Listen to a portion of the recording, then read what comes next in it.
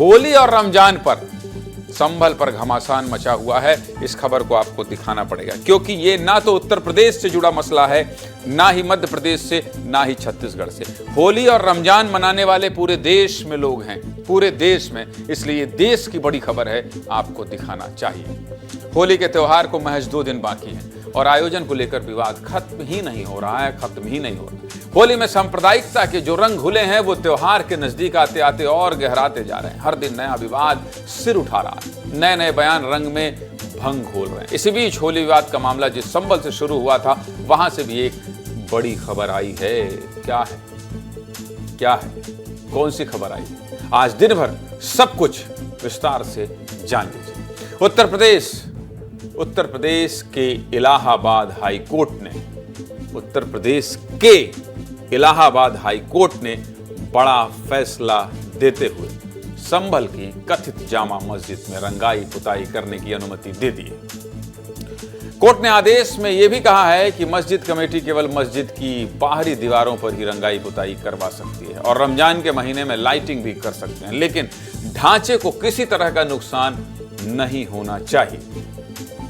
मामले की अगली सुनवाई 8 अप्रैल को होगी। उत्तर प्रदेश के संभल की जामा मस्जिद का मामला क्यों इतना संवेदनशील है और पूरे देश में चर्चा का विषय बना हुआ है, आइए आपको विस्तार से बता देता हूं। दरअसल यूपी के संभल की जामा मस्जिद को लेकर हिंदू पक्ष का दावा यह है कि पहले हरिहर मंदिर था जिसे बाबर ने 1529 में तोड़कर वहां मस्जिद बनवा दी थी और इस दावे का समर्थन उत्तर प्रदेश के मुख्यमंत्री योगी आदित्यनाथ कई मंचों से कर चुके हैं। पिछले दिनों संभल में हुई खुदाई और सर्वे में भी कुछ ऐसे ही सबूत मिले जो संभल में बड़े मंदिरों के होने की तरफ इशारा करते हैं। संभल का विवाद कहां से शुरू हुआ और कब क्या हुआ, सब विस्तार से समझ लीजिए, सब विस्तार से देख लीजिए।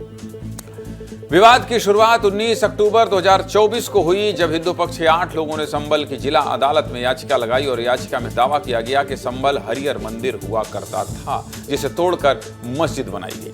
19 अक्टूबर को कोर्ट में याचिका लगाई गई और पहली सुनवाई में यानी कि 19 अक्टूबर को ही कोर्ट ने सर्वे का आदेश दे दिया और आदेश देने के कुछ घंटे के बाद ही टीम सर्वे करने के लिए मस्जिद पहुंच गई और सर्वे किया भी गया। इसके बाद दूसरा सर्वे 23 नवंबर को होना था, लेकिन पुलिस को यह बात 23 नवंबर की शाम को पता चली और उसी रात को जामा मस्जिद के सदर को भी इसकी जानकारी दी गई। मगर सर्वे करने के लिए टीम 24 नवंबर की सुबह मस्जिद पहुंची। इस दौरान मस्जिद में नमाज पढ़ने पहुंची भीड़ उग्र हो गई और सर्वे टीम पर पथराव कर दिया। कुछ ही देर में बवाल इतना बढ़ गया कि पुलिस को हवाई फायरिंग और लाठीचार्ज करना पड़ा। इतना ही नहीं, भीड़ ने संभल के डीएम और एसपी पर भी जानलेवा हमला किया। 27 फरवरी को हाई कोर्ट के आदेश पर 3 सदस्यीय कमेटी ने रिपोर्ट दी जिसमें पुष्टि की गई कि संभल की जामा मस्जिद में मंदिर होने के कई सबूत।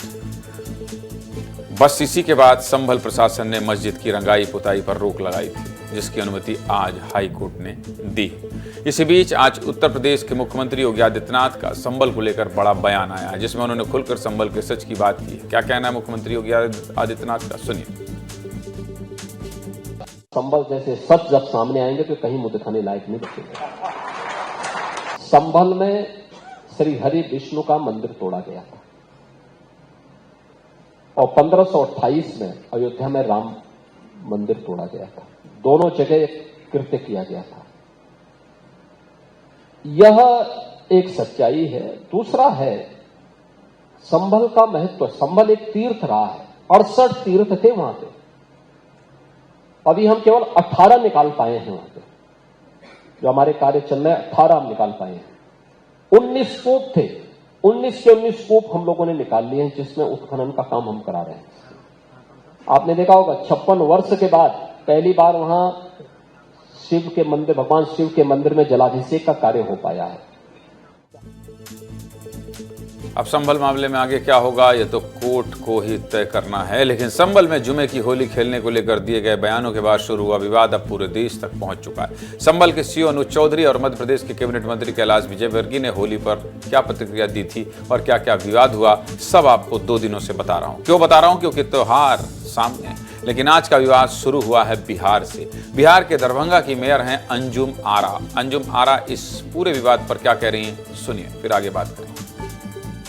12:30 से 2 बजे के बीच में थोड़ा होली को रोका जाए, मतलब बीच में 2 घंटा का ब्रेक होना चाहिए, क्योंकि देखिए जुम्मा का टाइम तो जो है आगे जा नहीं सकता है। इसीलिए जैसे हम लोग भी जो है रमजान में अगर मुहर्रम पड़ गया है तो हम लोग ने टाइम टेबल थोड़ा चेंज किया है बस। अंजुम आरा कह रहे हैं कि होली पर 2 घंटे का ब्रेक लगना चाहिए ताकि नमाज हो सके, क्योंकि नमाज को आगे नहीं बढ़ाया जा सकता। अंजुम जी, आपकी जानकारी को अपडेट करने के लिए मैं आपको 2 बयान फिर से सुनाना चाहूँगा जो 2 दिन पहले सुनाए थे। आपने शायद सुने नहीं होंगे, इसलिए दोबारा सुन लीजिए। इसके लिए ये एडवाइजरी जारी की गई है कि जिन मस्जिदों में नमाज 12:30 से 1 के दरमियान है, वहाँ पे टाइम बढ़ा लिया जाए, जिससे कि जो लोग नमाज पढ़ने आए उनको भी कोई दिक्कत ना हो, और जो लोग रंग खेल रहे हों या होली की बारात निकाल रहे हों उनको भी कोई दिक्कत परेशानी का सामना ना करना पड़े। मैं ऑल इंडिया इमाम एसोसिएशन का अध्यक्ष होने के नाते तमाम मुसलमानों से और ख़ास तौर से इमामों से एक अपील करना चाहता हूं कि आने वाले जुमा में होली भी उसी दिन है, तो जुमा की नमाज को थोड़ा लेट कर लें। 2:30 बजे नमाज को पढ़ लें, जुमा कर लें, क्योंकि 1:30-2 बजे तक होली संपन्न हो जाती है। होली भी मनाइए, रमजान का भी ख्याल रखिए, लेकिन विवाद मत करिए। देश में शांति बनी रहनी चाहिए।